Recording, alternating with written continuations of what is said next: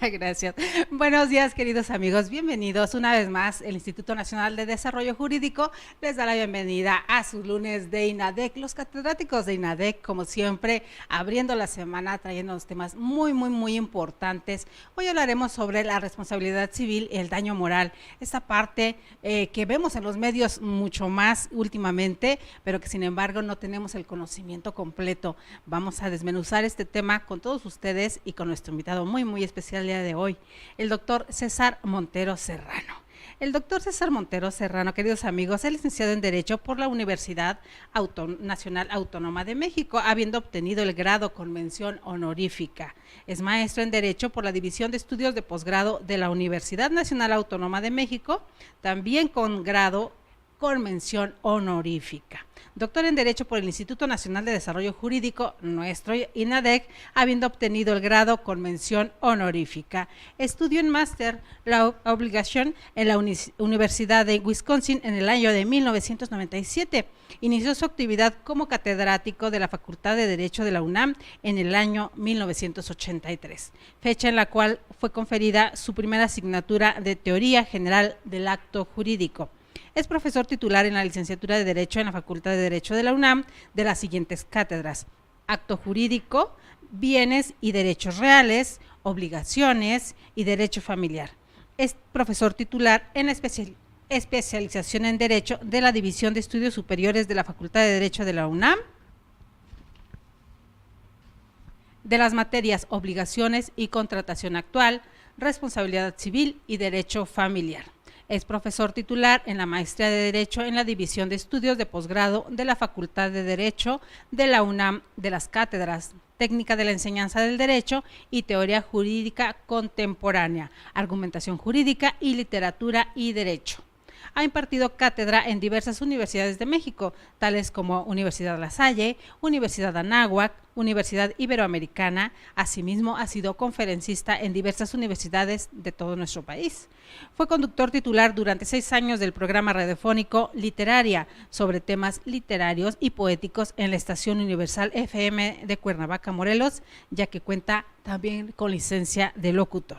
Ha publicado los siguientes libros de su autoría: Contratos, Traslativos de Dominio, La Usucapio en el Derecho Mexicano, Derecho y Cambio Social, todos con editorial Porrúa. Dirige su propio despacho jurídico, cuya razón social es Asesoría Corporativa SC, especializado en asuntos de carácter civil, familiar, mercantil, corporativo y de amparo. Asimismo, catedrático en el Instituto Nacional de Desarrollo Jurídico hace más de 5 años, queridos amigos, impartiendo precisamente las materias que les acabamos de mencionar. Por eso es un orgullo tener con nosotros hoy uno de los catedráticos de excelencia, el doctor, para no equivocarme, César Montero Serrano, que luego los apellidos se nos cuatrapean unos con otros. Bienvenido, doctor. Muchísimas gracias, un verdadero privilegio. Conozco muy bien la institución, he impartido muchos años cátedra aquí, me parece una institución de excelencia con estupendos catedráticos, que casi todos somos los mismos que impartimos en la Universidad de México, en la Facultad de Derecho. Realmente hemos hecho una gran familia en INADEC, al igual que la hemos hecho en la Universidad de México, y para mí resulta doblemente satisfactorio encontrarme aquí. Somos una de las opciones que a veces son tantos los aspirantes a la Facultad de Derecho de la UNAM, no todos se pueden quedar, y una de las grandes opciones, queridos amigos, es el Instituto Nacional de Desarrollo Jurídico, precisamente por esa razón, porque la mayoría de los catedráticos que dan allá en la UNAM o dan en otras escuelas de mucho renombre y universidades de prestigio, dan también cátedra acá con nosotros. Entonces, ¿es el mismo sistema, querido amigo? Sí, muy bien desarrollado, con programas muy bien implementados, pero además la gran ventaja que tiene el instituto es que el número de alumnos normalmente suele ser 10, 12, 14 alumnos, lo cual permite una mejor maniobrabilidad en el análisis de conceptos, en la conceptualización de normas, y como ahora toda la teoría jurídica se orienta hacia la argumentación y análisis de la normatividad, pues es muy probable que se pueda hacer con mayor amplitud cuando el número de alumnos no es en exceso. Casi personalizado pudiera ser, ¿verdad? Indudablemente. Entonces es aprovecharlo, en un término muy coloquial, ganones, dirían los alumnos que de repente les toca estudiar con ustedes acá, porque hacer un grupo pequeño tienen mucho más atención del catedrático. Sí, y además otra de las ventajas es que se estudia con casos prácticos. Habida cuenta que muchos de los profesores que están aquí también impartiendo son jueces. Yo normalmente suelo usar en mis cátedras jurisprudencia, además de doctrina, pero la jurisprudencia es la actualización del conocimiento jurídico a partir naturalmente de precedentes que están ya conceptualizados como derecho vigente una vez que han sido categorizados como jurisprudencia. Es indudablemente una escuela extraordinaria, INADEG, que cuenta con alumnos pujantes, con ánimo, con el deseo de conocimiento y de superarse. En maestría y en doctorado son alumnos que siempre demuestran su calidad a partir de análisis, de conceptualización, de discusión. Es maravilloso ver cómo en los cursos que nosotros impartimos aquí, súbitamente hay unas discusiones profundas, interesantes, porque muchos de los que vienen también ya trabajan en casos reales, en casos prácticos, y esto hace una dinámica muy peculiar de nuestro instituto. Una retroalimentación. Es como el método del caso, pero aquí hay ya en la práctica diaria, es una de las ventajas. Sin duda, así es. Maestro querido, hablando sobre el tema que nos ocupa el día de hoy, la responsabilidad civil y el daño moral. Le decía, muchas veces escuchamos en los medios, ¿no? Sobre todo hablando de artistas, últimamente, claro. Hace poco hablando de periodistas, claro. El sesgo mediático que es terrible muchas veces, la redacción que es tan importante en el mundo jurídico, el poner una coma o un punto donde no va, cambia completamente el contexto de una oración. Háblenos un poco, o mucho más bien, cuéntenos, ¿de qué se trata todo esto? Vamos a partir de una hipótesis. Dentro del derecho civil, la situación que prevé conceptualmente el derecho civil, dentro del artículo 1910, es que cualquier persona que provoca un daño a otra tiene la necesidad de indemnizar este daño en virtud de haberlo provocado, toda vez que la misión del derecho civil es, y en general del derecho es la paz social, pero el derecho civil se preocupa de manera amplia porque cualquier daño sea compensado porque hay necesidad de un equilibrio social. Este equilibrio social debería implicar, obviamente, que dentro de un régimen de paz social, cualquier persona que provoca voluntaria o involuntariamente un daño debe indemnizar o compensar, o en su caso volver las cosas al estado en que se encontraban. Este es el principio general de la responsabilidad civil. Posteriormente surgen dos hipótesis o dos circunstancias dentro del propio derecho civil, la responsabilidad civil subjetiva y la responsabilidad civil objetiva, y paralelamente el daño moral. La responsabilidad civil subjetiva, a grosso modo, la ha conceptualizado la Suprema Corte de Justicia y en general todos los doctrinarios, que es aquella que deriva de la preexistencia de un contrato en donde las partes no cumplen con lo que le incumbe. Es decir, la responsabilidad civil subjetiva, también algunos autores de manera inapropiada le denominan, muy bien, gracias, le denominan responsabilidad contractual. Por otro lado, tenemos la responsabilidad civil objetiva, que se deriva básicamente de daños que puedan provocarse por el manejo de mecanismos peligrosos, y esto está contemplado en nuestra legislación civil, tanto en los artículos 1913 como 1916. En este sentido, la responsabilidad civil objetiva tiene características distintas a la responsabilidad civil subjetiva. ¿Por qué no nos gusta el término de responsabilidad civil contractual? Básicamente porque si bien la Corte ha determinado que en este caso de responsabilidad las partes se conocen previamente y existe un vínculo jurídico que es lo que caracteriza este tipo de daño, Gutiérrez y González, que es uno de los tratadistas más interesantes de la facultad, un clásico, manifiesta que todos los contratos se realizan con el afán de cumplimentarlos y no de violarlos. Por eso la violación a un contrato implica un hecho ilícito que trae como consecuencia una indemnización para la víctima o para el que resulta dañado por el incumplimiento de este contrato. Entonces tenemos claramente dos vertientes, la responsabilidad civil subjetiva y la responsabilidad civil objetiva, y coetáneamente tenemos el daño moral, que también resulta de agraviar, de deparar un daño a alguna persona en su honor, en su reputación, en la consideración que socialmente se tiene de esa persona, pero paradójicamente también en su integridad física, establece el artículo 1916. Por eso siempre van conectados la responsabilidad civil subjetiva y el daño moral. Ahora, podemos utilizar de manera distinta ambas figuras. ¿Puede provocarse daño moral y no derivar de una responsabilidad civil objetiva? Sí, pero cuando se provoca una responsabilidad civil objetiva, siempre va vinculado al daño moral cuando se provoca un daño a la persona en su integridad física. ¿Por qué pueden separarse estas dos figuras? Porque la responsabilidad civil objetiva básicamente dimana de la utilización de mecanismos peligrosos. Pensemos en la electricidad, pensemos en el gas, pensemos en los vehículos, un automóvil que circula a altas velocidades, es decir, mecanismos que por su propia dinámica entrañan una responsabilidad y la factibilidad del surgimiento de un daño.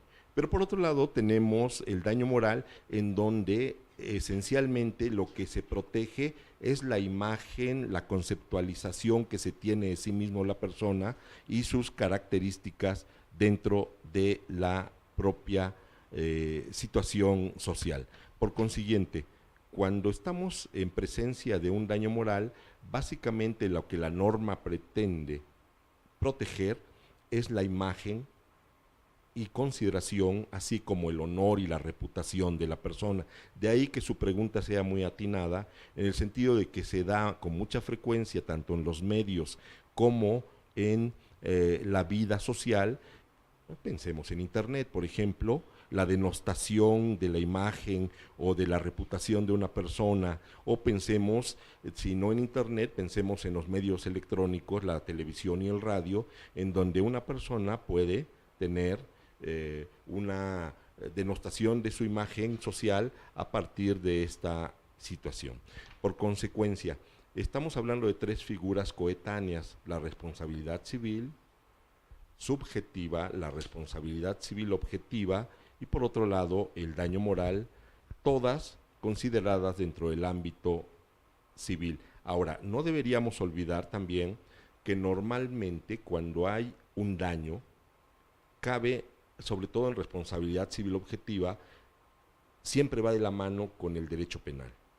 ¿Por qué? Porque si chocan dos vehículos, si hay una colisión de dos vehículos, con toda lógica vamos a entender que por un lado lo contempla el derecho penal como un daño en propiedad ajena, probablemente haya lesiones, o si nos vamos a un punto mayor, probablemente haya un homicidio imprudencial. Y por otro lado, encontraríamos que hay un daño a la integridad física de la persona en materia civil. ¿Cuál es la diferencia entre una y otra área? La diferencia fundamental que vamos a encontrar es que en el derecho penal lo que se busca es reprimir una conducta punible, y el objetivo del derecho penal es la represión de conductas punibles que afectan a la sociedad, y solo de manera subsecuente es una indemnización. Por otro lado, en materia civil lo que se pretende es equilibrar las circunstancias cuando se provoca un daño, de tal manera que la persona víctima de este daño resulte indemnizada en su patrimonio, habida cuenta del daño que sufrió, pero también en virtud de cualquier daño físico que haya sido deparado a su persona. La diferencia económica también es sustancial. En materia civil es mucho más amplio la posibilidad de una indemnización frente al derecho penal. Por consiguiente, habría que reparar en que no son vías excluyentes, sino que pueden ser concordantes y que pueden ejercitarse las dos. Y para concluir en este punto, incluso hay jurisprudencia que claramente establece que si la indemnización que se obtuvo en materia penal es menor que la que existe en materia civil, la persona puede ejercitar posteriormente la vía civil para lograr una indemnización mayor que complemente la indemnización de la vía penal. Pero de antemano puedo mencionar que siempre es mucho más amplia, infinitamente más amplia la indemnización de carácter civil que la de carácter penal. Ok, nos hablaba sobre las redes sociales. Ahí hay una situación y esta pregunta iba caminada hacia allá. ¿Cómo se puede reparar un daño social, un daño moral cuando se hace en redes sociales? Cuando no se tiene una certeza de quién es la persona.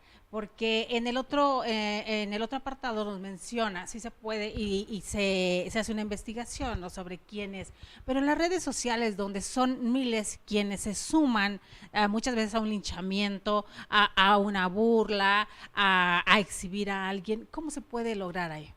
En realidad esto es una situación compleja y sí es una pregunta muy pertinente porque es sumamente complicado encontrar quién es el causante, probablemente el dueño de las redes, Ajá. de manera solidaria con las personas que se sumaron a esta situación, aunque el anonimato es algo que caracteriza a las redes sociales. Así es. Debo mencionar algo también, desafortunadamente yo soy de la idea, y así lo manifiesto habitualmente en mis clases y en conferencias, que el derecho siempre va a la saga del cambio social.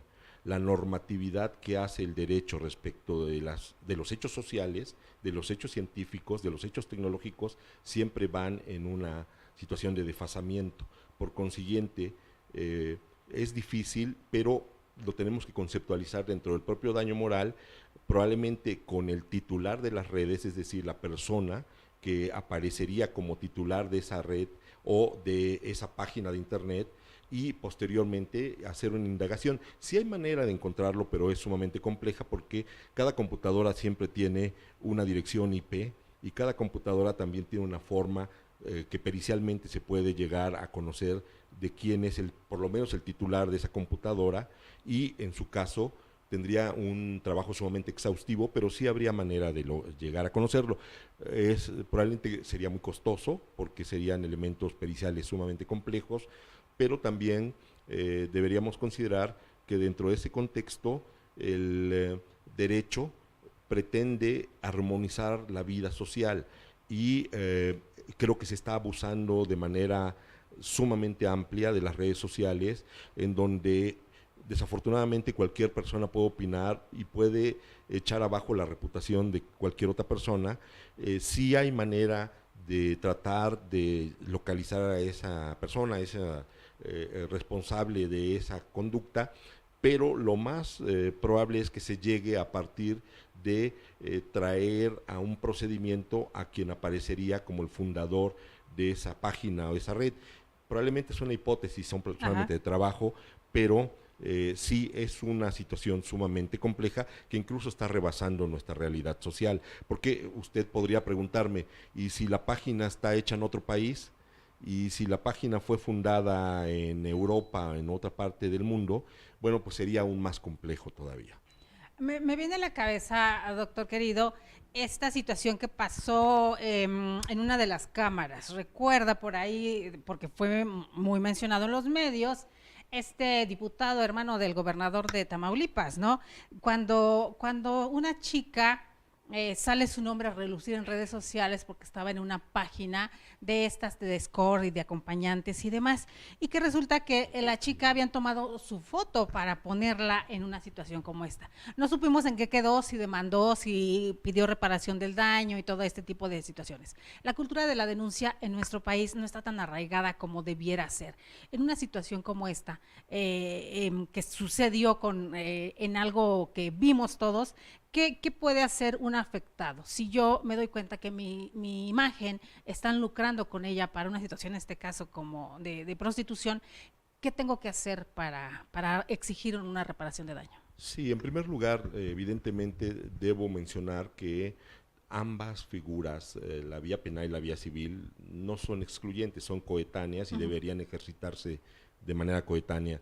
yo pensaría en presentar una denuncia inmediatamente y hacer una indagación también de las direcciones electrónicas que están respaldando esa información. Y naturalmente sí sabemos que desde el punto de vista de la policía cibernética, Ajá. pero también desde los peritos, siempre vamos a encontrar una dirección IP. Esta dirección le atañe a una computadora en particular de manera individualizada. Sería como el acta de nacimiento de la computadora y de quién la está usando. Es complejo ciertamente porque no tenemos todavía de manera eficiente los mecanismos tecnológicos para lograr llegar al fondo de esta perspectiva analítica, pero yo creo que lo que nunca deberíamos hacer es no hacer nada. Es decir, yo creo que sí deberíamos intentar una demanda o primeramente una denuncia e ir involucrando a las personas que nosotros consideramos que pueden ser responsables de este daño y subsecuentemente poder ampliar a la vía civil una demanda por una indemnización cuantiosa en virtud del enorme daño que se está deparando al prestigio, a la imagen pública, a la reputación, al honor, no solamente de la persona, sino de la familia de la persona. ¿Por qué? Porque el daño moral no incide nada más en un individuo o una persona, sino incide en el conjunto de personas que coexisten y que conviven con la afectada.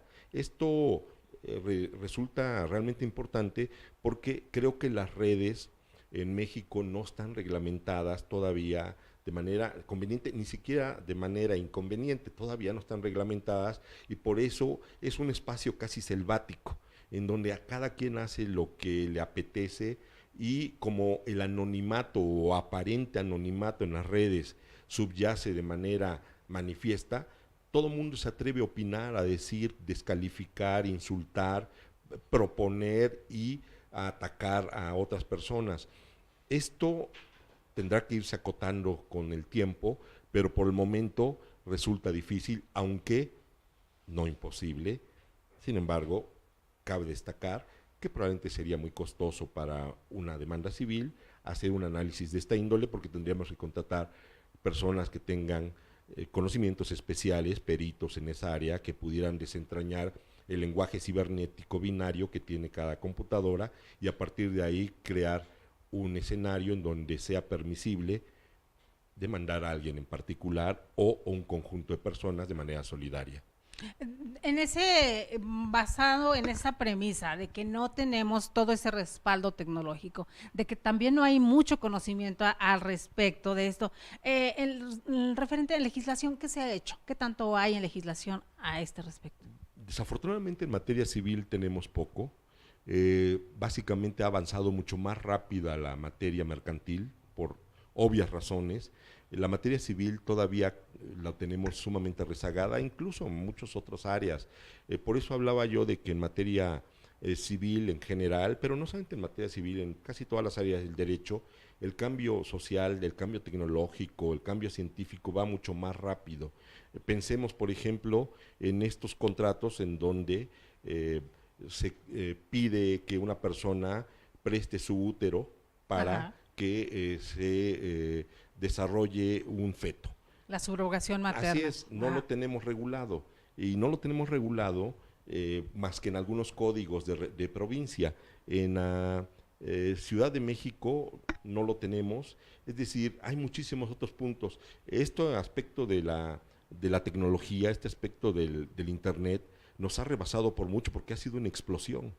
Ha sido una explosión que el derecho no lo había previsto y la única referencia es adelantos tecnológicos en nuestra codificación tanto adjetiva como sustantiva, es decir, de el Código Civil y del Código de Procedimientos Civiles. Por consiguiente, no tenemos demasiado normado este punto y tenemos que ir construyendo y trabajando sobre el particular porque si bien la norma es general, abstracta, impersonal y permanente y podrían caber dentro de una interpretación del derecho como un supuesto normativo de esta índole, alguna forma de normar este tipo de sucesos, yo creo que haría falta una serie de reformas trascendentales que pudieran, en esencia, determinar la medida de actuación de las redes sociales y la medida de actuación también de los responsables que acuden a las redes sociales y que vierten opiniones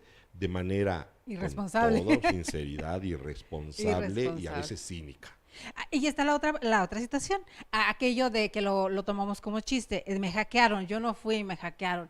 Está la situación, cuando es real y cuando no, cuando muchas veces hackean tu cuenta, porque sí se ha hecho, para utilizar tu nombre para insultar o para causar un daño o para incluso sacar algún provecho de una situación o persona en ese momento. Pero también está la otra parte donde se crean cuentas falsas precisamente para causar un daño desde el anonimato. En ese aspecto, ¿hay algo al respecto en la legislación? No tenemos mucho. No, lo único que tenemos son los aspectos periciales, y los aspectos periciales son aquellos que nos llevan a indagar básicamente el lenguaje cibernético y las direcciones IP de cada computadora. Yo insisto, en esto nos ha rebasado por muchísimo, porque el derecho, hay que recordar que el derecho es una institución. Las instituciones se caracterizan porque permanecen en el tiempo y su cambio es sumamente lento. En cambio, lo que caracteriza a la tecnología es la vorágine de los cambios.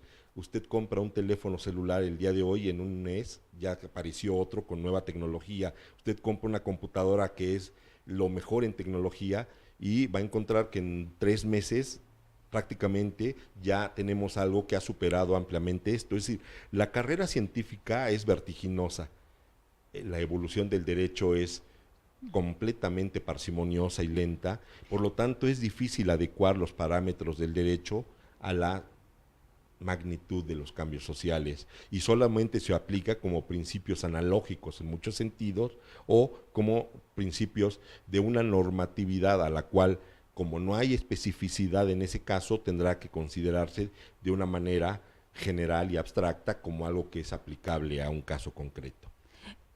Está la otra situación, doctor, donde no solamente en las redes sociales nos hemos enterado de otras cuestiones que se están manejando y que pudiera parecer muy divertido para algunos, morboso para muchos otros, donde vemos mantas en las ciudades diferentes, donde exponen a mujeres robamaridos, por decirlo así, y eso nos parece muy divertido, ¿no? Y muy chistoso cómo llegar a algo así. Ahí es mucho más fácil investigar quién creó esa manta, ¿no? Sin duda, incluso yo he visto algunas páginas donde abiertamente de una persona a otra persona se manifiestan que le está quitando al marido, que es una persona deshonesta e inmoral, con una serie de calificativos denostativos, pero ahí es mucho más fácil. El problema es que las personas no saben que esto es un daño moral. Y que es un delito. Por supuesto, también, que es un delito. El realizar este tipo de manifestaciones de manera pública, sin ningún sustento, de manera subjetiva y soez, implica, además de una responsabilidad civil, una situación delictiva, que en su caso ciertamente la actitud de los seres mexicanos a veces es de no denunciar. En materia penal lo puedo entender, en materia civil no. Yo normalmente separo con amplitud las dos áreas, mis alumnos lo saben, no soy muy propicio ni propenso al derecho penal, no es una de las áreas que le tengo mucho respeto y que jamás lo exploraría por una convicción personal y porque no he tenido buenas experiencias en esa área, pero no voy a entrar a denostar al derecho penal. Prefiero hablar del derecho civil, que es mi pasión. En el derecho civil sí podemos encontrar ahí responsables, y ahí indudablemente pueden ejercerse acciones civiles y penales, porque ahí sí hay un responsable manifiesto. Yo soy de Veracruz, soy de una parte de Veracruz que se llama Ciudad Mendoza, y ahí hay páginas también, algunas, ojalá no me escuchen mis paisanos, bastante provincianas, en donde, por ejemplo, se acostumbra esto, denostar a una persona que supuestamente anda con el marido de otra, y además lo ponen abiertamente, además ponen el nombre y la imagen, tanto de una como de otra.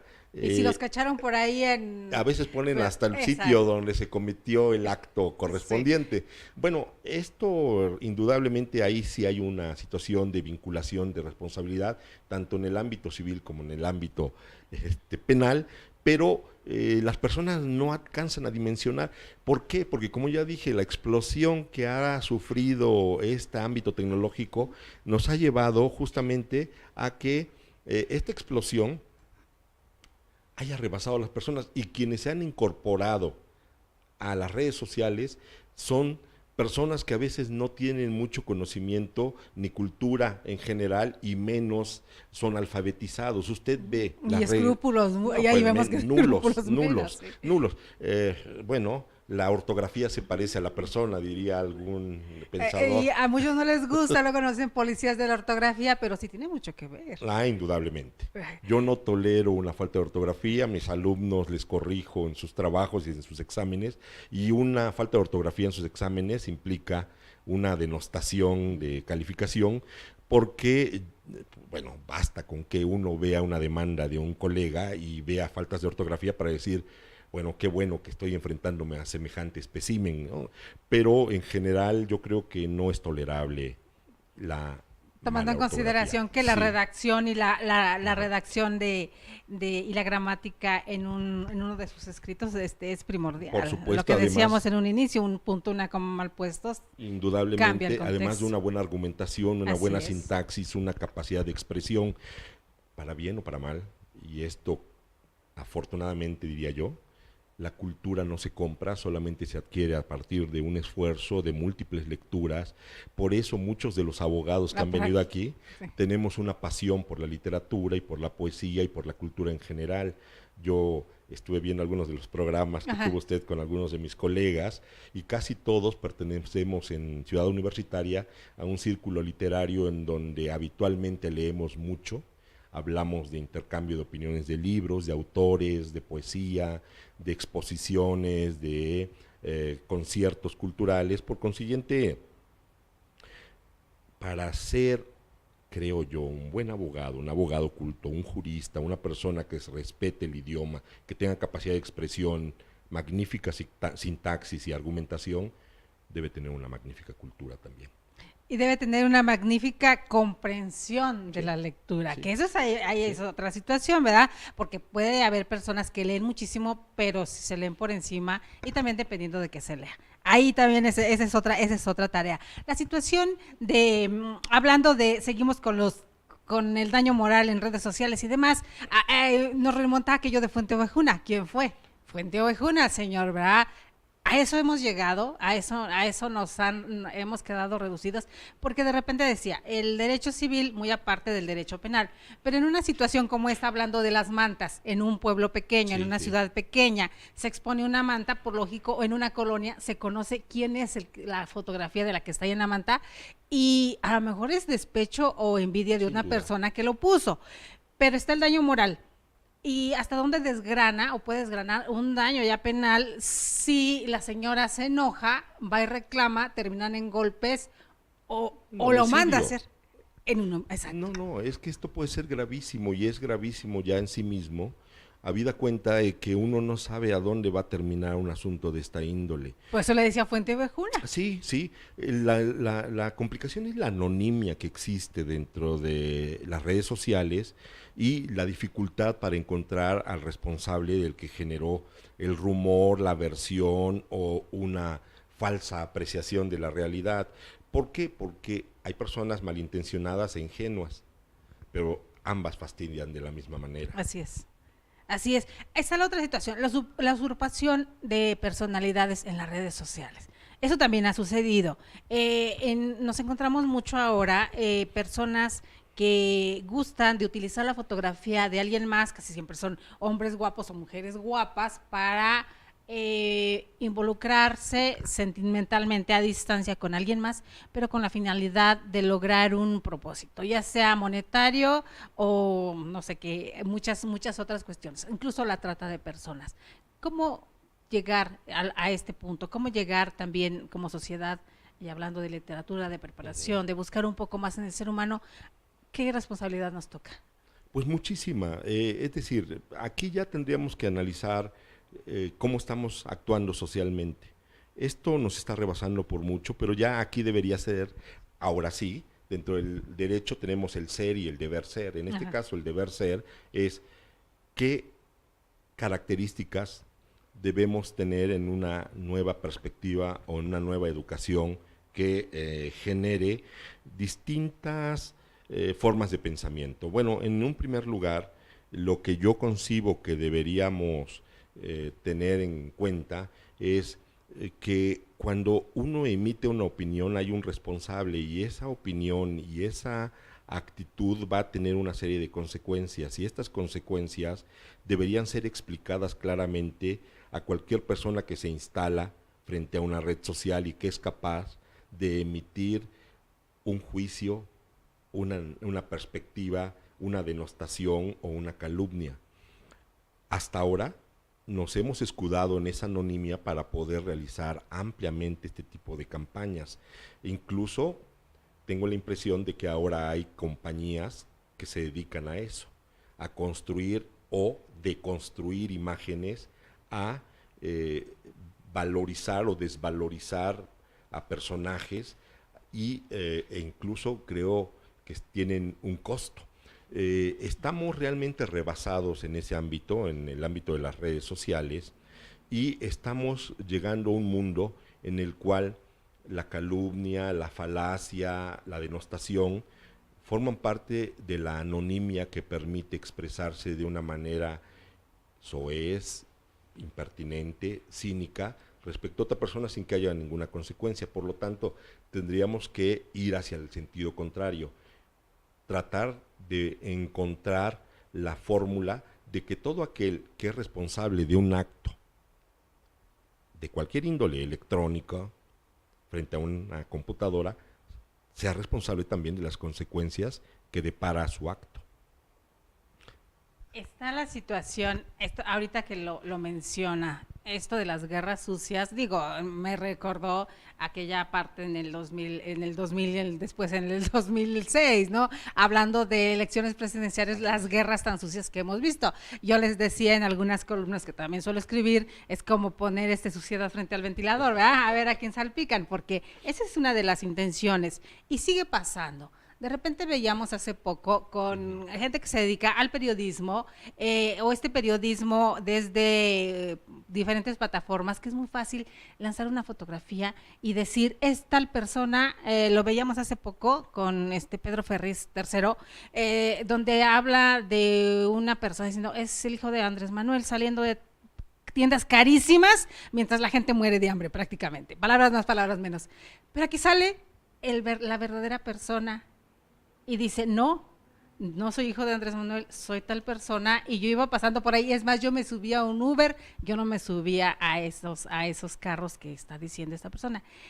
Y la misma red social sirve para confrontar o enfrentar una verdad que se dijo a medias, buscando un sesgo, y que hubiera logrado su objetivo si no sale la persona real de la fotografía a desdecir lo que se había dicho.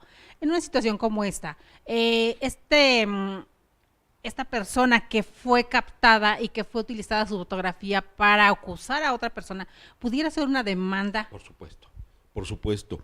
Él y también incluso el afectado, ambos, el afectado real, es decir, el hijo del presidente de la República, o también la persona con la que fue confundida, porque finalmente su imagen fue expuesta, fue denostada y fue provocado un daño a su consideración personal, a su imagen, a lo que socialmente se le considera, por lo menos en el sentido de que alguien lo confundió, sí, pero también habría que considerar si hubo una confusión real o hubo el dolo o la actitud de generar ese tipo de expectativas.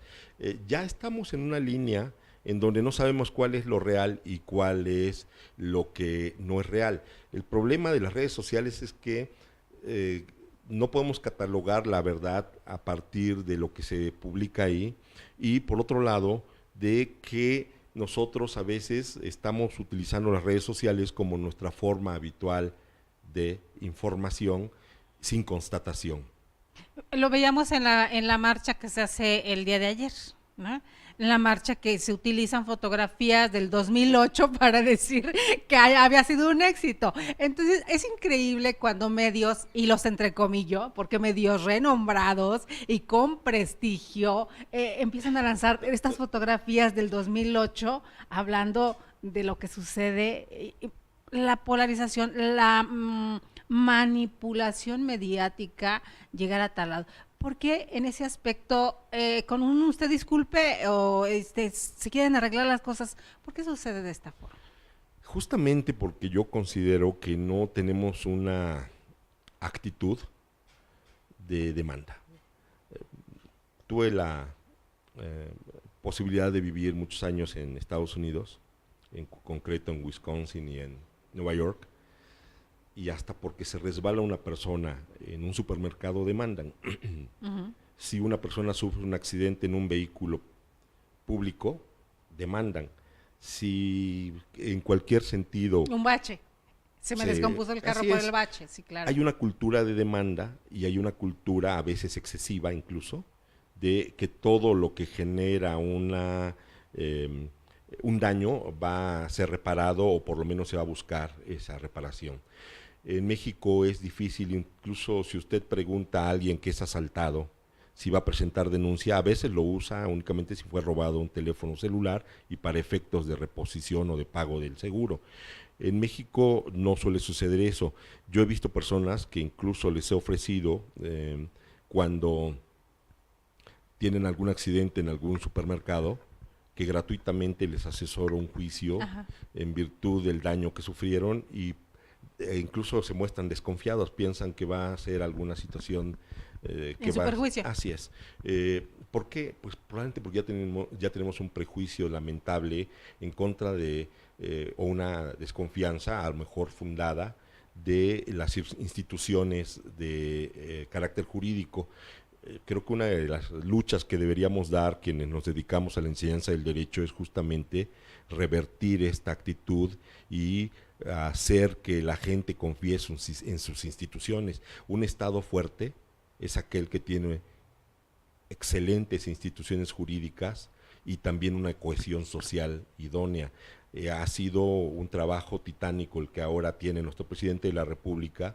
Ha tomado un país con situaciones sumamente deplorables, con prejuicios, con vicios, con situaciones que evidentemente... Radicalizada y polarizada. Y se quiere seguir haciendo, que es lo peor. No, claro. Yo les lanzaba una pregunta ayer, ¿quiénes son los enojados? Preguntar por qué están enojados, ¿no? Porque les preguntan y no saben decir por qué están enojados, y eso es más interesante el asunto. Hablando de cuestiones de daño civil y de daño moral y de demandas, y lo voy a comentar al aire porque es de dominio público en Twitter, una demanda que trae por ahí unos pleitos que trae el maestro Alfredo Jalife y el señor don Federico Arriola, dueño de SDP Noticias, y que por ahí traían un pleito precisamente hablando de daño moral, pero cuando se tienen los pelos de la burra en la mano y cuando se pierde una demanda, nos hablaban de un porcentaje que se tiene que pagar, porque si yo te acuso de que me estás dañando moralmente, fijo una cantidad que me tienes que pagar por ese daño que me estás causando. Pero si ya entre el pleito legal y en toda la evolución del proceso resulta que sí tienes todas las pruebas y era cierto lo que está diciendo sobre mí, entonces pierdo la demanda, ¿qué porcentaje que te tengo que pagar a ti y por qué? Cuenta.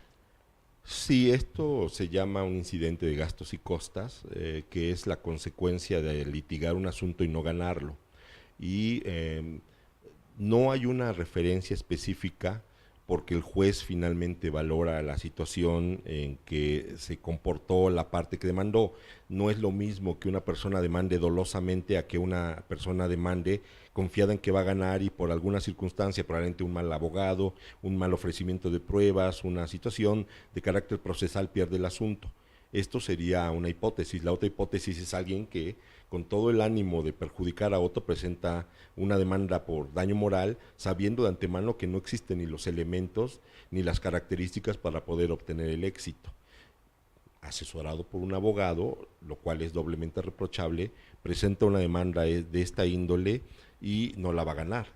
Ahora, la actitud que asume el juez es si toma una referencia en el monto de lo que demandó la persona que pretendió obtener una condena a su favor, y con esa referencia puede ir hacia arriba o hacia abajo dependiendo del comportamiento procesal que haya tenido esa persona, y también dependiendo de las circunstancias propias inherentes a las pruebas que se rindieron, cómo se desahogaron, si hubo un apropiado manejo del aspecto procesal, que simplemente no se perdió, no se ganó por la situación de que no se pudo probar algo. Pero no es lo mismo que yo demande a alguien y no ofrezca ninguna prueba y simplemente se vaya así. ¿Por qué? Porque lo único que estoy demostrando desde el punto de vista procesal es que lo que quería es hacer público algo que de antemano yo sabía que no tenía la más mínima posibilidad de demandar y de ganar.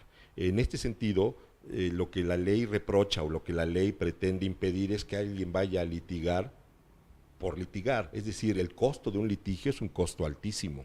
El costo de un procedimiento litigioso, se gana o se pierda, implica para el Estado un costo. Y es la parte que no ven, porque no estamos hablando del costo que vaya a tener para los abogados de las partes, sino el costo para el Estado, como bien nos lo dice, que es quien asume todo. El tener jueces, abogados y demás revisando un tema implica tiempo, y esa parte no lo ven.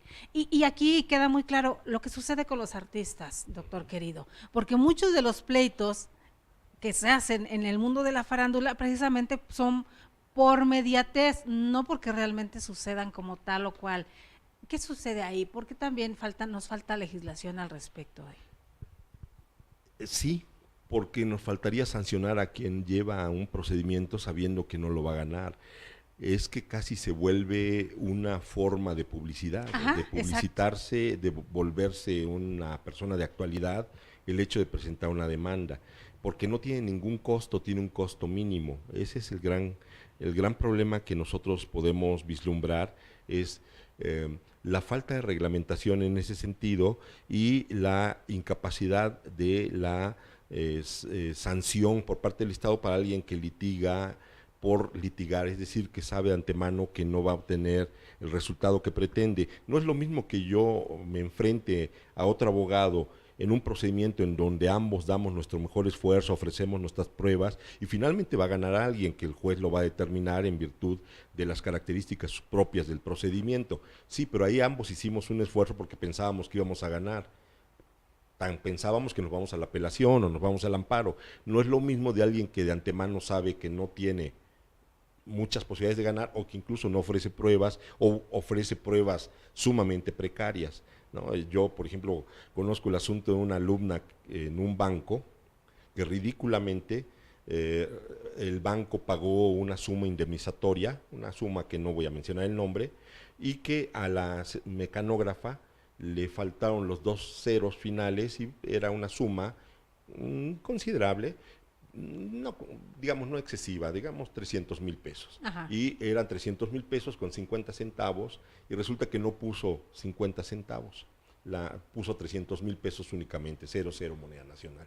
Bueno, cuando quiso cobrar el cheque no lo pagaron y un abogado le recomendó que le presentara un daño moral a esta institución contra esta institución financiera y que manifestara que había sufrido un daño psicológico severo y angustia por el hecho de que no le pagaron el documento, el cheque. Lo malo es que lo quería probar con un médico general, es decir, con un médico que además de ser médico general era un fisioterapa, ejercía la fisioterapia. Y bueno, pues es totalmente impropio, lógicamente perdió el asunto y uno ve una demanda de esta índole y de antemano dice, pues esto fue una ridiculez, lo que querían únicamente era presionar a la institución financiera de una manera, pues francamente pedestre, ridícula. Es decir, uno advierte inmediatamente cuando un asunto tiene forma y fondo, o cuando de plano, y yo creo que eso sería uno de los criterios de un abogado, con toda honestidad, de decirle a un cliente, no le veo ninguna perspectiva desde mi punto de vista, escucha otra opinión, yo creo que no sería pertinente llevar un asunto de esta índole porque no lo vas a ganar desde mi perspectiva. Pero difícilmente se accede a este tipo. La importancia de la deontología y la ética en la profesión, querido mío, esa es otra cuestión. Pero está la otra parte, la parte de las televisoras y estos medios que se dedican a este litigio de medios, les digo yo, pero ellos ganan en rating, entonces no me importa que no gane allá, gana en rating, al rato quienes están peleándose en los juzgados por los hijos y los millones y demás, ya tienen contratos con tal o cual televisora, entonces sus ganancias van por otro lado y a veces es donde nos percatamos que pareciera que utilizan a la justicia para un bien particular, entonces es donde digo, ¿por qué se permite? Porque no tienen una sanción como tal, porque están utilizando a la judicatura, al Estado, para un provecho de unos particulares. Sí, y sí hay sanciones, el problema es que no se ejercitan. Ahora, pensemos en algo, no es solamente el trabajo de los jueces, pensemos ecológicamente en la electricidad que se utiliza durante todo ese procedimiento, las computadoras, el papel, el tiempo de cada uno de los trabajadores, el costo del transporte. Todo el juzgado, claro. O sea, sí, sí. Echar a andar todo este mecanismo sí. Para una situación donde se benefician unos cuantos y se hace un show. Así es. Bueno, ese punto es justamente en un sentido deontológico, pero también en el Estado no hay un costo, efectivamente, y ese es uno de los aspectos relevantes. Yo creo que a la larga tendríamos que considerar que cualquier persona que litigue innecesariamente debería los costos. Tener un costo para el Estado. Esto yo lo he propuesto también, sí. Por ejemplo, en materia sucesoria. Yo pienso, sinceramente, que en México, en la Ciudad de México, todos deberíamos hacer un testamento gratuito. Es decir, por más que pongan lo de en septiembre del testamento, no lo hacemos. Los notarios tampoco ganan tanto por un testamento. Yo he pensado que los notarios deberían estar obligados a hacer los testamentos de cualquier persona, en uso de sus facultades naturalmente, y con las características que establece la ley, de manera gratuita. Y que para el caso de que una persona no lo hiciera porque negligentemente tuvo ese comportamiento o esa actitud, entonces que el Estado le cobrara en el trámite de la sucesión, sea notarial o sea a través de vía jurisdiccional, un 10% de la masa hereditaria. Como sanción. Claro, porque cualquiera que se dedique al litigio sabe que las herencias no se dividen, se descuartizan y que tienen un costo altísimo no solamente para las personas involucradas, sino también para el Estado, para los tiempos y para las propias circunstancias inherentes a un procedimiento que a veces dura 30 años. Así es. Y en un litigio constante de promociones, de incidentes, en donde todo mundo se involucra de manera nefasta, y claro, para algunos abogados probablemente sea satisfactorio porque sería una percepción adicional, así es. Esas igualas, le digo, sí. Son buenísimas. Por aquí, Víctor Ruiz le manda saludos, doctor, por ahí están pendientes. Muchos amigos, cuando a veces no pueden estar en vivo, después miran el programa. Muy bien. Y aprendemos todos aquí de su mano. Pero esta situación de la responsabilidad civil y del daño moral, ¿qué otro tipo de daño moral? Porque yo por ahí estaba leyendo sobre el artículo 1916, donde nos dice, daño moral se entiende la afectación que una persona sufre en sus sentimientos, sí, afectos, creencias, decoro, honor, reputación, vida privada, configuración y aspectos físicos, o bien en la consideración que de sí misma tienen los demás. Ahorita nos explica esa parte, y que se presume el daño moral cuando se vulnere o menoscabe ilegítimamente la libertad o la integridad física o psíquica de las personas. Esa partecita donde nos dice que la consideración de sí misma tienen los demás, ¿a qué se refiere? Sí, la consideración que las demás personas, socialmente hablando, tienen de la persona que es víctima o afectada con este caso. A ver. Hablando como las que ponen en mantas y que resulta que no. Así de simple. Okay. Es la consideración que yo tengo de mí soy un ser honorable, soy una persona que es impoluta, que puedo caminar sin ninguna mácula por la sociedad y que de pronto alguien menoscaba esta situación porque hace un comentario de carácter verdaderamente trágico. ¿No? Le puede tildar de cualquier descalificación o de cualquier situación en la cual compromete su reputación. Entonces, en ese ámbito se compromete la consideración que de sí mismo tiene esa persona. La otra parte que usted leyó es fundamental cuando también se vulnera la integridad física o la situación psicológica de la persona. Esto nos lleva a dos casos. En primer lugar, al caso de la responsabilidad civil objetiva, en donde normalmente piense usted en que va a bordo de un autobús y que su objetivo es viajar a Veracruz o a Puebla o a cualquier destino de nuestra república y que sufre un accidente el vehículo porque choca contra un animal que se atravesó, una vaca o un toro, y como consecuencia de eso, bueno, podemos ponernos dramáticos y poner que fallece la persona que va a bordo o sufre un accidente. Si falleciese la persona que va a bordo, habría una responsabilidad que la jurisprudencia cataloga como subjetiva y objetiva. Primero, habría una responsabilidad subjetiva en virtud de que hay un boleto, que es un contrato de transporte propiamente dicho, pero por otro lado habría una responsabilidad objetiva porque con un mecanismo que por su velocidad resulta peligroso, se provoca un daño. El objetivo del contrato era de transportarlo sano y salvo, no de que sufriera un accidente que perdiera la vida. Por consiguiente, aquí, cuando coexisten la responsabilidad civil objetiva y subjetiva, la jurisprudencia de la Corte ha establecido que queda en manos de los deudos o de la víctima misma, si sobrevive, o de los deudos, entablar la demanda de la manera que les parezca pertinente, es decir, puede ser en vía subjetiva o puede ser en vía objetiva. ¿Cuál se recomienda? Pues naturalmente la objetiva por los montos indemnizatorios que suelen derivarse de la responsabilidad civil objetiva y que por otro lado, como lo dice la propia ley, va vinculado con el daño moral, de tal manera que son dos condenas distintas. Por un lado encontramos una condena por responsabilidad civil objetiva y por otro lado encontramos una condena por daño moral. Y respecto del daño moral, la ley establece claramente en el artículo siguiente que el juez va a valorar y va a catalogar la indemnización que se deriva de ese daño moral. ¿Qué puede considerarse? Pues varias circunstancias: la preparación, el proyecto de vida de la persona, los acreedores alimentarios, la cantidad de esfuerzo que había realizado la persona en su preparación, el costo social que podría tener también respecto de alguien que, por ejemplo, es relevante porque es profesor o porque realiza una actividad trascendental para la sociedad. Es decir, muchísimos factores que el juez estaría obligado a valorar para dar una indemnización adicional a la responsabilidad civil objetiva respecto del daño moral. Y hay jurisprudencia también amplísima que van de manera conjunta y se demandan de manera conjunta.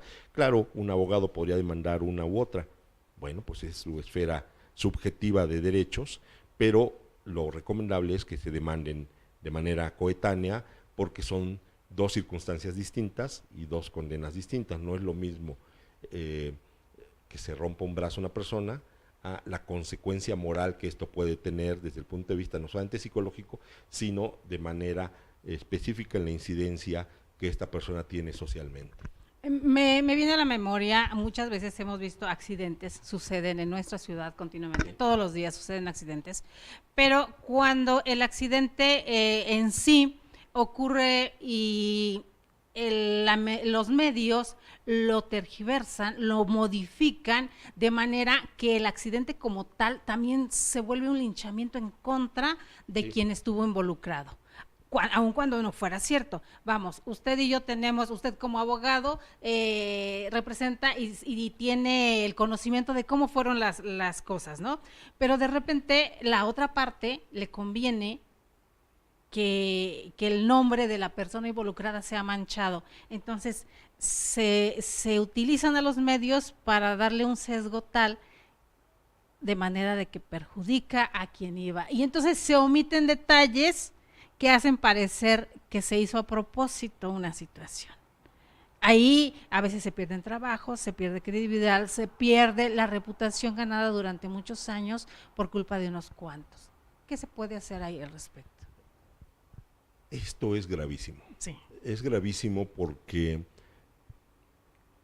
no olvidemos que una imagen es solamente un instante en la sucesión de lo que hechos. aconteció en ese tipo de hechos, y que quien tiene la imagen y quien tiene un audio puede cometer un terrible acto de denostación en contra de otra persona que puede dañar para siempre su imagen. Bueno, una vez que se demuestra que esto no sucedió como fue planteado, cabe la responsabilidad civil derivada de un daño moral, en virtud de que cuando se demuestra que alguien actuó negligentemente, no puede decir que actuó desinformadamente, no, porque antes de publicarlo debió haberse informado, debió haber agotado todas las instancias antes de publicar una información de esa índole, porque la repercusión es absolutamente trascendental en la vida de una persona. Uno de los grandes problemas que tenemos, que ahora se está subsanando, es que los medios actuaban irresponsablemente. No sé si usted se acuerda que en muchas ocasiones se metían a los reclusorios los reporteros y sacaban a una persona atrás de la rejilla de prácticas en un reclusorio, y todas las personas decían: ah, pues este es el violador o este es el homicida. No, porque apenas estaba el procedimiento tramitándose, probablemente hubo una sentencia absolutoria, y sin embargo la vida y la denostación que sufrió esa persona ya se trastornó para todo el tiempo que le queda de vida. Es gravísimo la utilización de imágenes o de información en los medios de comunicación, pero también es gravísimo lo que puede acontecer en general en las redes sociales. Es decir, hay una responsabilidad en el momento en que uno oprime una tecla con una imagen que transmite porque me pareció graciosa, aunque esté denostando a alguien, pues es sumamente grave. Yo creo que el sentido que debemos tener es un sentido propio de responsabilidad, de deber ser, de, por otro lado, de ontología, de vida, y decir: ¿cómo voy a hacer esto? Pero estoy hablando de seres humanos. A veces las televisoras, las personas que lucran con esto, los diarios que publican imágenes sangrientas, es gravísimo. También, por ejemplo, yo veo el caso de personas que son subidas a una patrulla. Eso no significa nada, pero el hecho de que lo suban a una patrulla, para el resto de la sociedad es que son culpables. Si los detuvieron y están en la patrulla es porque son culpables. Hay que pensar que estamos en un momento de análisis oportuno para llegar al punto de conocer la verdad, si es penalmente responsable o no lo es. Tenemos entonces escenarios que son muy dramáticos. Otro de los escenarios dramáticos es, por ejemplo, el caso del acoso escolar, ¿no? Donde también se depara un daño moral a un menor, que es aún más grave, y en donde es responsable la escuela en virtud de no propiciar los elementos adecuados para evitar ese tipo de daños. En este momento yo le puedo augurar que va a haber una gran incidencia de demandas en daño moral en razón contra escuelas, en razón de la negligencia que cometen al no contratar ni a los profesores adecuados, ni perfilarse de una manera idónea para evitar este tipo de sucesos. Hay escuelas sumamente prominentes en donde acontece esto. Hay escuelas del Estado, y ambos, tanto del Estado como de carácter particular, son responsables de lo que pasa ahí adentro. Así es. Y por consecuencia son responsables de cualquier daño que puedan sufrir. Y hasta dónde hemos llegado como seres humanos, doctor querido, que ahora al niño que bulean lo llevan al psicólogo, pero los buleadores quedan ahí dentro y siguen en ese mismo patrón. Sí, pero este niño puede recibir una sanción también, y por otro lado la escuela puede recibir una sanción monetaria indemnizatoria sumamente amplia. Sí, porque dependerá del grado de afectación que haya tenido ese menor, que además el Estado se encuentra interesado en protegerlo porque el interés superior del menor y de la familia subyace. Pensemos en un menor que es lastimado en su psique de esta Ajá. manera. Bueno, no solamente es él, es la familia, es el contexto, son los hermanos, es decir, es como si usted deja caer una piedra en un estanque y todas las olas que se hacen y que van a repercutir en el resto de la familia y de la sociedad, de su entorno inmediato. Nos preguntan, ¿y ahora por qué distorsionan los rostros de los delincuentes? Vemos esa situación. Sí, esto es una tónica que viene a partir de la reforma y Del nuevo sistema de así justicia penal. así es, y también de la protección de los derechos humanos de la persona, que hasta los que presuntamente Todos. son delincuentes deben ser protegidos, y el nuevo proceso también. Con el debido proceso, El debido buscando el proceso debido legal, proceso. así es, no puede permitirse porque, pensemos, lo mismo que estoy aseverando, probablemente no sea responsable. Así Y es. si no es responsable y ya lo catalogamos como tal, Es un linchamiento mediático. exactamente. Ujú. Por lo tanto, sí es necesario la protección de esa persona a partir de cubrir su rostro.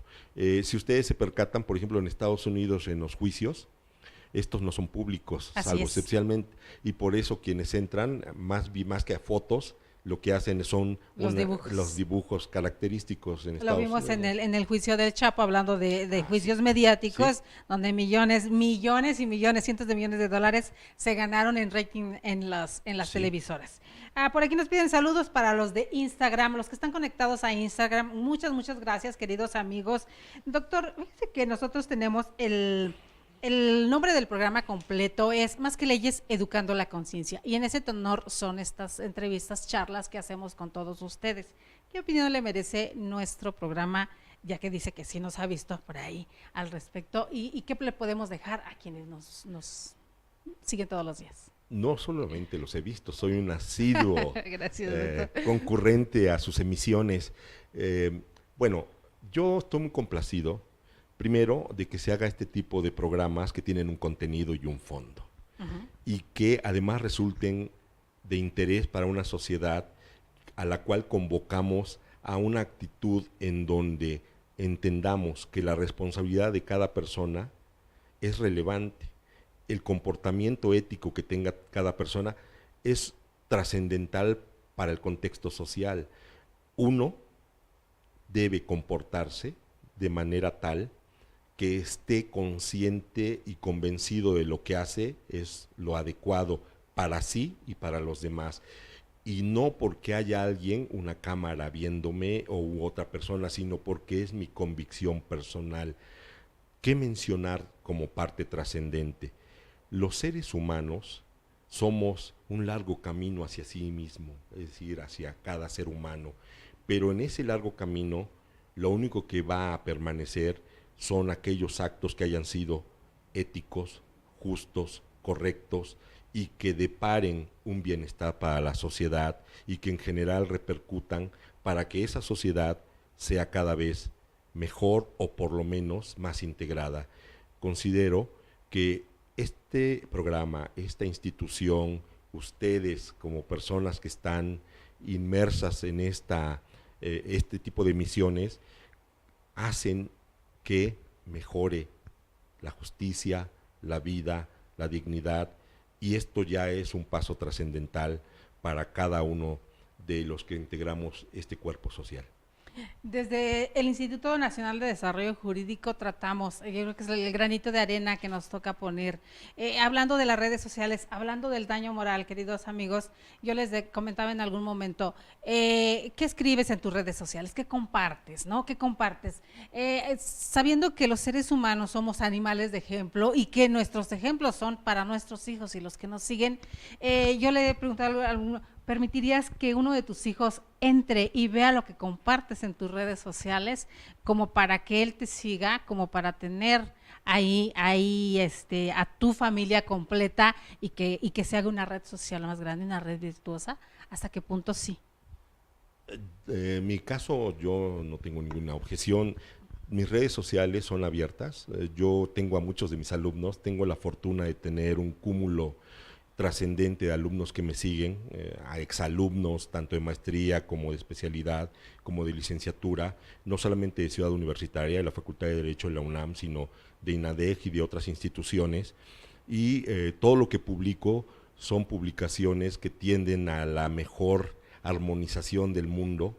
Publico, yo soy un fanático, como he dicho, de la literatura, publico mucho de 4 escritores españoles, Rosa Montero, que es una maravillosa escritora, si no la han leído les recomiendo mucho, también Javier Marías, que es un escritor y filósofo español, de Luis García Montero, que es un espléndido poeta español, actualmente director del Instituto Cervantes, y de Almudena Grandes, que además de ser su esposa, también escribe extraordinarias novelas, de tal suerte que yo comparto desde el punto de vista de mis redes reflexiones filosóficas, información de la Universidad de México, cuestiones que tienen que ver con aspectos poéticos, literarios, filosóficos, y no tengo reparo en mencionar que están abiertas a todo el público. Y lo que sí no me atrevo jamás a publicar, ni lo haré, es cualquier cuestión que haga una denostación de otra persona o que ponga en entredicho su valor o su situación como ser digno. Eso no lo voy a hacer jamás. Yo reprocho abiertamente a aquellos que se conectan con este tipo de escenarios políticos, sociales, económicos de esta índole. Me parece que es indigno. En mi caso, mis hijos están perfectamente sabedores de las redes que yo manejo. Es básicamente Facebook, no manejo otra porque además soy sumamente ineficiente en este tipo de redes, y mi única red es la de Facebook, y ahí muchos alumnos, sería totalmente impropio que publicara cosas que mis alumnos saben cuál es mi comportamiento, cuál es mi actitud, y que pudiera vulnerar esta imagen que tienen ellos de mí. Por lo tanto, sí soy sumamente racional en mis publicaciones. Somos responsables de lo que publicamos, de lo que compartimos, pero está la parte donde también aprovechamos, y eso lo celebramos muchísimo, doctor querido, que esté inmerso en las redes sociales, porque no todos los maestros quieren y necesitamos esa parte, porque prolifera todo tipo de chismes, de cosas muchas, muy malas, que de uno decide hacia dónde se va, ¿verdad? Pero al tener la posibilidad de que maestros que sé que me dan clase, que sé que, pues ver el comportamiento, ver qué más me pueden ofrecer, no solamente como maestro, sino como ser humano, como maestro de vida. Esta también es una responsabilidad que les asumen como tal. Por supuesto. A mí en lo particular me gusta mucho recomendar libros. Como he mencionado, soy un asiduo lector. Me gusta mucho la literatura desde siempre, ha sido una de mis vocaciones. Escribo poesía, leo muchísima poesía, y muchos alumnos me piden recomendaciones de libros. Normalmente las recomendaciones que hago tienen mucho éxito porque, a diferencia de lo que suele suceder en algunos momentos de la vida, por ejemplo, yo les menciono, leer la Odisea en secundaria, pues yo creo que es como vacunar a un alumno para que no sepa que la literatura es maravillosa. Leer el Quijote. Es como darle aceite de ricino cuando se enferma.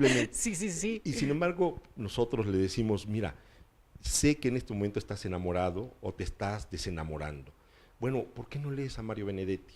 ¿O por qué no lees a Pablo Neruda? Y mira, si quieres reflexionar más sobre la vida, ve a Jorge Luis Borges. Ahora, si ya tienes una buena capacidad lectora, pues ve Rayuela de Julio Cortázar, o ve a los autores mexicanos entrañables. ¿Cuál es su favorito de los mexicanos? De los mexicanos, sin duda, Juan Rulfo. Sin duda, Juan Rulfo. Ustedes de los... Sí, por supuesto. Juan Rulfo para mí fue un hito en mi vida, y de los internacionales soy un asiduo seguidor de Mario Benedetti. Conozco toda su obra, tanto poética como teatral, como novelística, como de ensayos. Es decir, presumo de haber leído absolutamente todo. En la biblioteca de casa debo tener alrededor de 45, 50 libros de Mario Benedetti.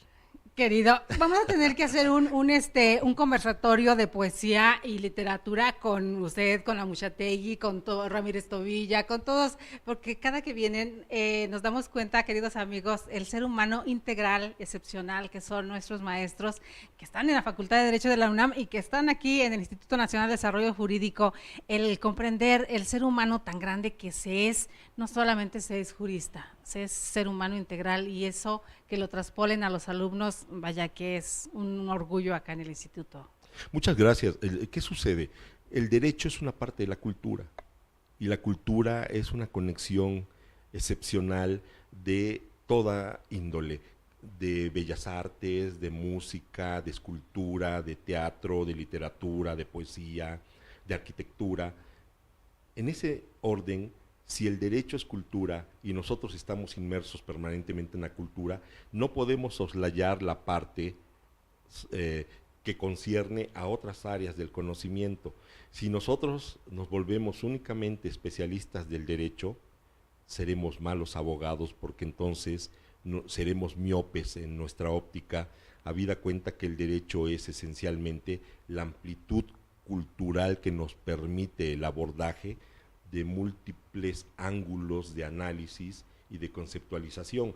Por eso los abogados nos gusta la filosofía, la astronomía, la música, la poesía, la literatura.